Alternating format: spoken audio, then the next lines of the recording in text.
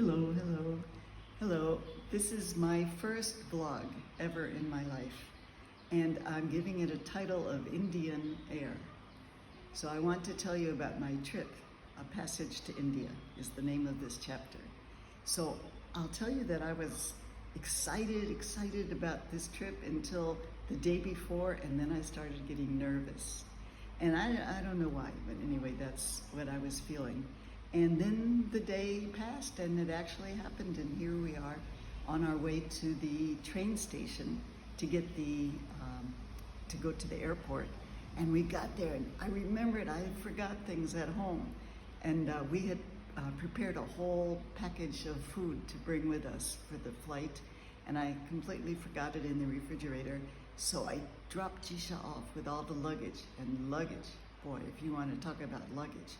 And I sped home, and I got the stuff in the refrigerator. Of course, I forgot what was in the freezer, but never mind. And rushed back, and everything was fine. We took the next train, there was no problem. All of Jisha's friends were waiting for her. And it's an interesting kind of configuration that sometimes there's 8 friends, sometimes there's 2, there's 6, there's 3. It's kind of like a jellyfish kind of morphing around. So it was great. It really made the flight very pleasant. We arrived, everyone's chatting and talking, and it's a different experience for me to be with people non-verbally. Like, I don't understand a word they're saying, and I have the body movement, and I have the smiles, and I have, like, here and there they'll throw me a word, and so it was very pleasant. They're all such very nice women, all caretakers. So I felt surrounded with love.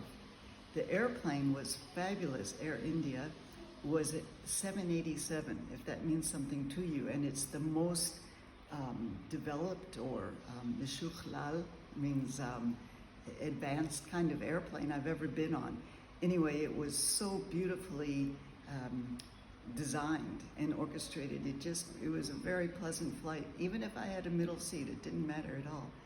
And luckily I had my food, because I didn't want airplane food. And that flight was 5 hours. Then we had 2 hours in Delhi, which is pronounced Delhi, and pretty much an airport, like all airports.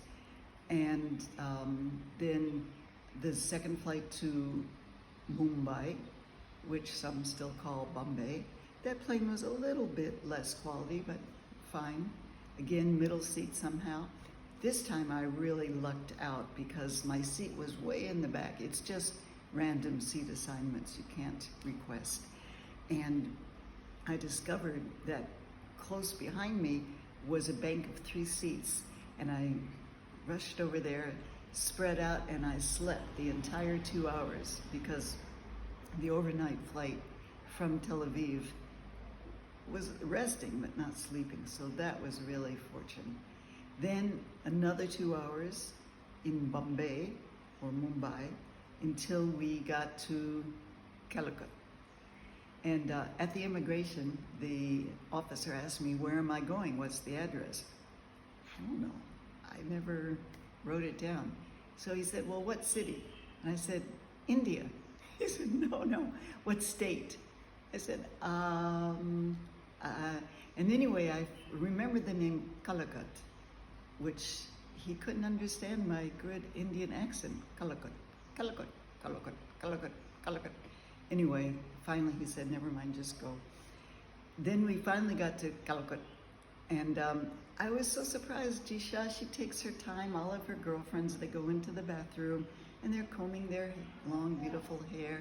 They're like not rushing out to meet the family who's waiting very patiently. And then finally we go outside, everyone's head wagging, and all the women are with their families and their children and their husbands. It's so nice.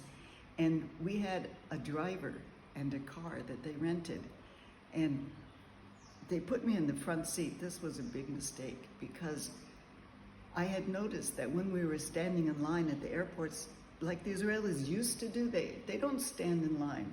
They push in and they go ahead. If you hesitate a moment, zoom, someone gets in front of you. The same way with the driving. Oh my God, it was so frightening. And they were going like zoom, zoom, zoom, even though it was really not very fast because the roads are so poor and the traffic is so heavy. And there's no lines in the middle of the road and it's coming towards you and going away and blah. So we stopped at a nice restaurant where the father, Jisha's husband, Roy Chan, made me a beautiful dinner he brought with me. So everyone else ate.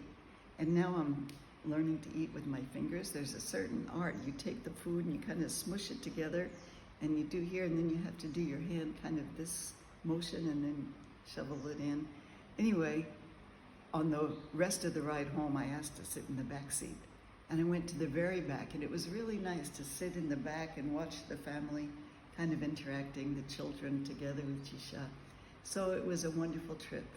And now the house where they live is gorgeous. It's simple, the way I like it, and huge. I don't know, can you see? Show the cathedral ceilings. Look how high it is. I mean, it's just such a feeling of spaciousness. And they put air conditioning, especially for me, in my room. They bought it. So it's very comfortable, very nice. I have an office space, I have a kitchen space, I have a bedroom, I have a bathroom, the shower. Yesterday was the first shower. The way it's done is Jisha boils a big old pot of water like this, like a really big pot of water, carries it all the way upstairs because I have the second floor empire. And then you take the hot water and you just, I mean, not boiling, but warm, hot, and you just pour it over. I just pour it over myself and scrub away. And then at the end, finish with cold water. And what else can I tell you? Yesterday, day one, what did we do? Shopping, of course. And I bought clothes. You can't believe it. I bought maybe, I don't know, 6 outfits. I mean, pantaloons and t-shirts and these things called chadador, which is like a kind of a dress with a slit up the side and you wear these leggings underneath it. Underwear, socks, everything. I mean, I couldn't believe it's just beautiful clothing and everything. $35. I mean, 100 shekels for like 6. Oh, it was great. And good quality stuff. So it's hot, I will say, and I was okay. You know, that some of the women carry umbrellas, all the women in these beautiful saris and these nice clothes, just to go out for a day of shopping. And the food is terrific. Jisha, of course, takes care of me, morning, evening, and night. Great cooking. They have special, like plantain green bananas that they bake or cook or something like that. Quail's eggs, tiny little eggs like this that we got. I didn't try them yet. All kinds of foods that I can't tell you the names of. I'm just really enjoying it, delicious. So today we're going to a snake park. I hope I see you again to report on it. And Jerian is here, he's the eldest son, and he's studying like a special preparatory course for studies that he wants to do later.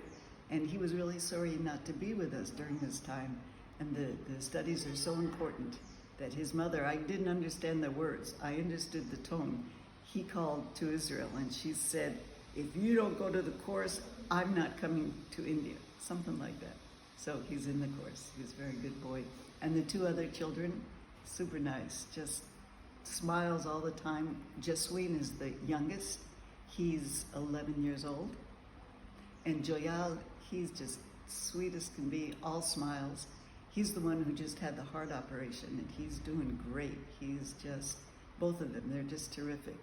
And the father is Roy Chan, and they all speak like they have potatoes in their mouth, so I have to really focus and concentrate to make sure I can understand, and I'm sure it's the same for them.